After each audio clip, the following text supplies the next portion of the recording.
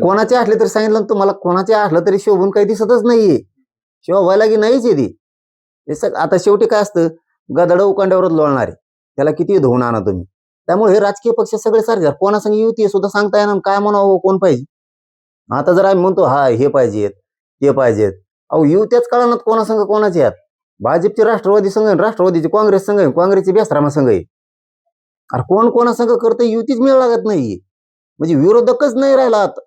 ना ठाकरे भाजपचे विरोधक आहेत, ना भाजप ठाकरेचे विरोधक आहे, ना ते पवाराची राष्ट्रवादी कोणाची भाजप शिवसेनेचे विरोधक आहे, कोणीच नाही.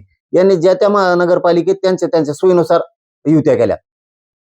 संभाजीनगरला वेगळं, तिकडे त्या नाशिकला वेगळं, सोलापूरला वेगळं, मुंबईत वेगळं, पुण्यात वेगळं, या नांदेडला वेगळं, सगळी वेगळी वेगळी पद्धत आहे यांची युत्या करण्याची. यांच्याबद्दल काय बोलावं.